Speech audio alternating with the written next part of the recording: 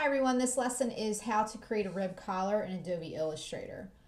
This is a continuation of a t-shirt, crew neck t-shirt lesson. So in order to create this look, right here, sorry, you'll see the crew neck t-shirt here has vertical rib lines inside of it, and that's to indicate what's called rib fabric, an extra stretchy fabric that's used in a lot of t-shirt necklines. So in order to do that, we left off here. You created two shapes, a front collar shape and a back collar shape. I'm highlighting them with the black arrow.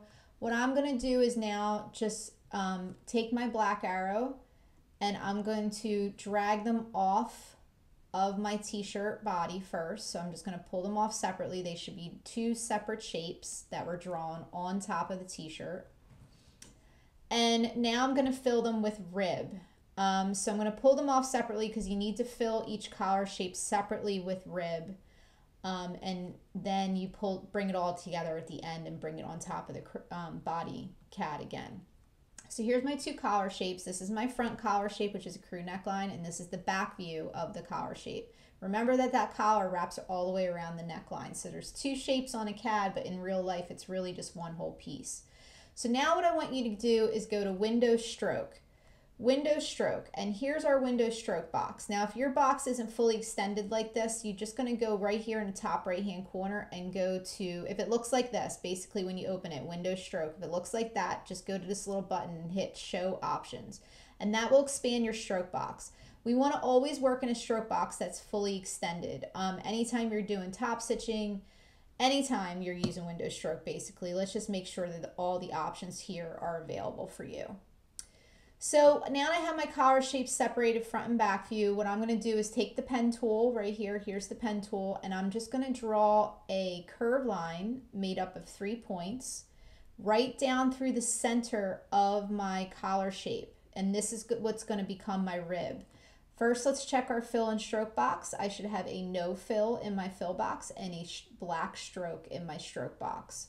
And to make sure, remember the no fill box is down here if you ever need it, and then black is in the stroke box. So one thing, a tip to remember is that all rib lines, top stitching, seam lines never get a fill. They always have a no fill color, and they only have a stroke color. So just remember that for the future.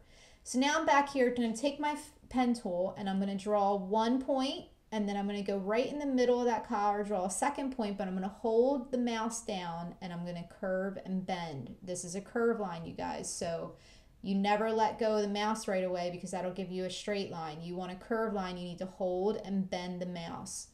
And then I'm going to go back up and notice that I'm drawing this curve line outside of the shape, the collar shape. That is completely okay, that it's extending past the collar shape. We want that for right now.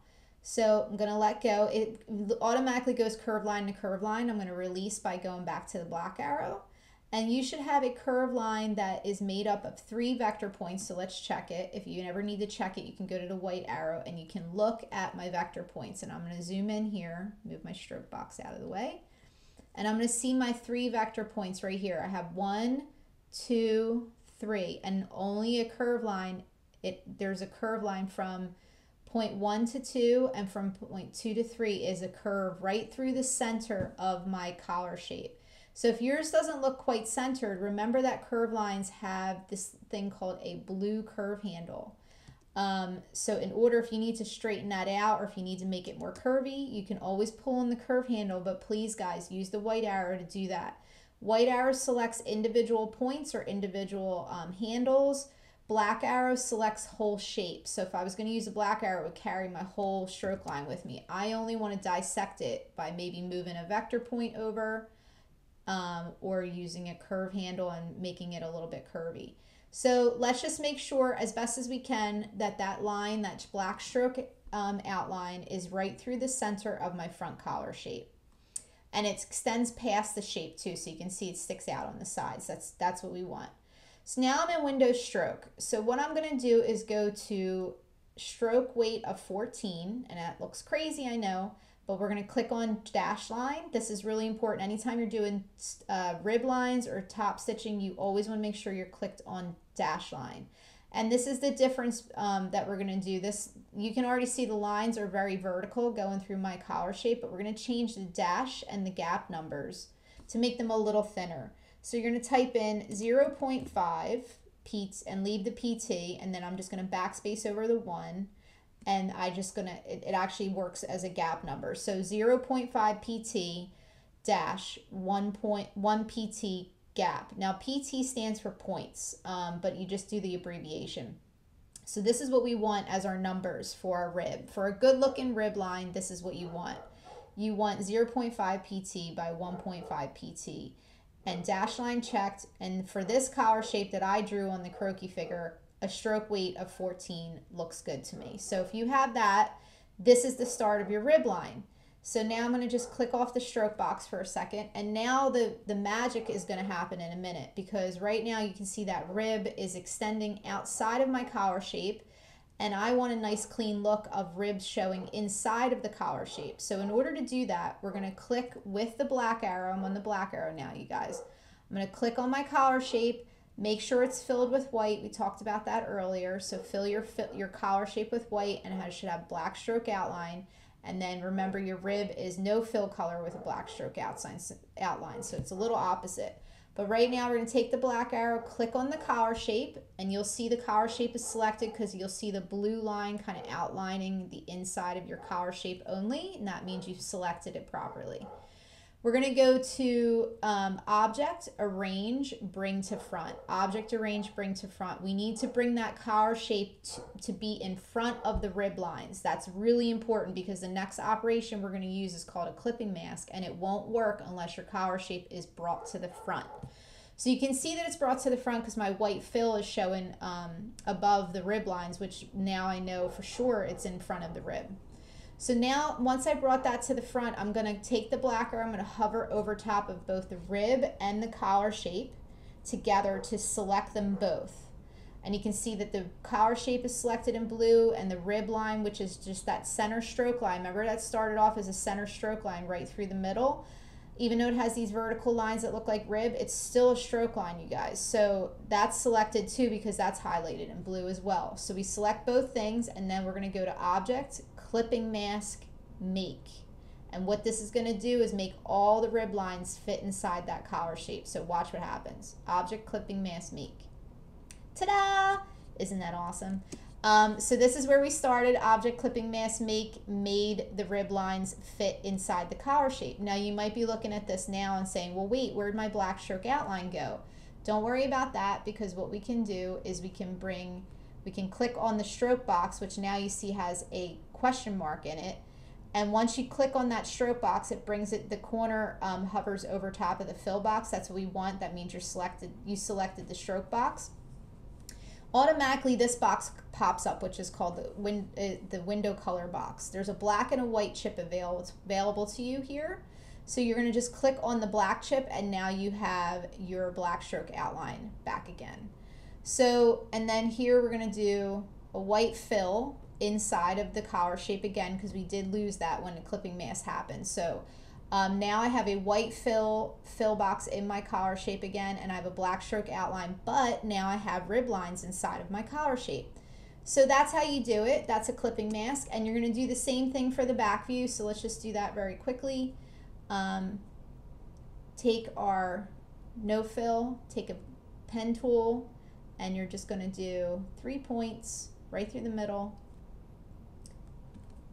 And then you are going to go to window stroke, and you're going to click on dash line, and we're going to go to 14, and it will automatically remember. This is the great thing when you do clipping masks all together, or you're doing rib lines all together, or top stitching all together, it will remember the dash and gap numbers that you just left off at, so I don't need to type those in again. It remembers from last time, so that's great. Take the black arrow, and that collar shape should have been filled with white, but that's all right. We're going to Object, Arrange, Bring to Front to make sure that the black back view collar is in front of the rib lines. Even though it's not filled with white, it's totally okay because we can add it later. And now I'm going to hover over both the collar shape and the rib lines. Again, I'm on the black arrow. Use the black arrow to select both things, and once they're all selected, you're going to do an Object, Clipping Mask, Make on the back collar now. Now remember that to bring back that stroke line, we're just going to click on the stroke box that has the question marks, and then once this box, the color box pops up, you're going to click on the black chip, and then we're going to click over here to the fill box that has a no fill color, and then we're just going to put a white fill color into it. Perfect. Now we have a front view collar with rib lines that has the crew neckline, and this is the back view of that crew neck collar. Now what we're going to do is take it and pull it together. So here's our finished collar shape. The back view is saved separately. Ooh, yeah, the back view is saved separately. The front view is saved separately, and then we just bring the two together, overlap them. And if it happens, I'm going to make a mistake purposely just in case my students at home have this problem. If you pull them together and it looks like this, where the little corners look like they're overlapping and you get this weird overlap, it's because your back collar with the rib lines is in front of the front collar. So we need to just take that back collar, and again, I'm using the black arrow to do this, and we're going to do an object arrange send to back, because we want the back collar to be behind the front collar. And because both collars are filled with white, that gives you the white filled collar in the front covers up that little overlap that really is happening, but the white fill is covering it up. So this is the look that you want for a front and back view collar, crew neck collar, where when they're brought together, they should look like this. And then you just put them on top of your t-shirt. So the good thing is, before you bring them together, though, I missed a step. You want to make an object group of your back view with the rib collar, and then you object group your front view up with the rib together before you bring them together. So make sure they're grouped separately, object group them separately. Use the black arrow, and then just do object group on both of them separately before you bring them together. That's really important because you want to be able to pull them apart again if you need to, and not have them the vector points get messed up.